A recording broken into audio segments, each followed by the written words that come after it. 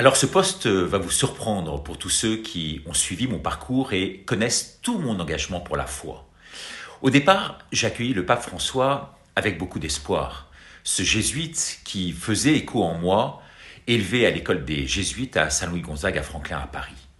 Mais c'est vrai que depuis plusieurs mois, pas mal de choses me déçoivent chez lui.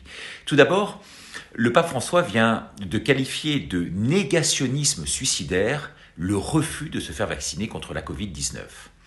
Je ne saurais pas expliquer ce négationnisme, mais aujourd'hui, m'attraque-t-il, il faut se faire vacciner. C'est ce que rapporte du reste la Stampa. Tous les vaccins développés sont moralement acceptables, explique pour sa part le Vatican. Serais-je donc un négationniste si je refuse de me faire vacciner ? En tout cas, si je continue à émettre de sérieux doutes sur cette campagne de vaccination à l'emporte-pièce. Sera-t-on exclu de l'Église en ne suivant pas la parole officielle ?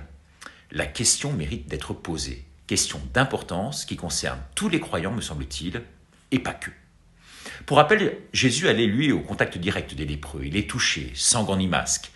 Mais n'est pas Jésus qui veut, m'aurait dit en son temps ma grand-mère. Alors, faut-il prendre les propos du pape comme parole d'évangile ? Sur cette crise de la Covid-19, il paraît, de mon point de vue, un peu dépassé. Il baisse la tête, se situe en suiveur, semble même parfois résigné. Par ailleurs, aucune action n'est menée pour lutter notamment contre le pouvoir obscur, celui-là même qui veut tuer l'Église de l'intérieur. Et on sait, le Vatican infiltré. Alors le pape, c'est une chose, mais que dire de ses propres conseillers ?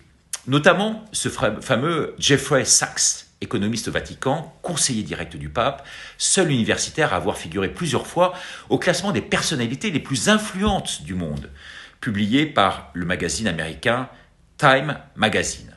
Il a fait un plaidoyer sur la législation de l'avortement en tant que moyen rentable, je cite, d'éliminer les enfants non désirés, dans son livre paru en 2008 et intitulé, attendez une seconde je le retrouve, Commonwealth, économie pour une planète surpeuplée.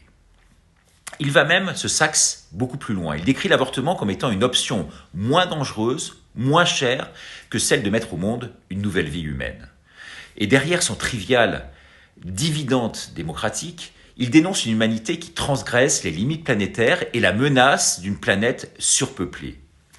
Il faut dire que l'accueil de Sachs au Vatican à Rome a suscité de très vives critiques de la part de tous ceux qui connaissent bien l'œuvre de sa vie. Bon, bien sûr, vous me direz, il ne s'agit que d'un conseiller, mais tout de même, pas des moindres en l'occurrence. En conclusion, eh bien, tout cela, vous le voyez, me rend perplexe, circonspect. À vous, aujourd'hui, de m'aiguiller. Que pensez-vous de ce pape François ? Le débat reste ouvert, il est intéressant, sur ma plateforme www.laminutedericardo.com.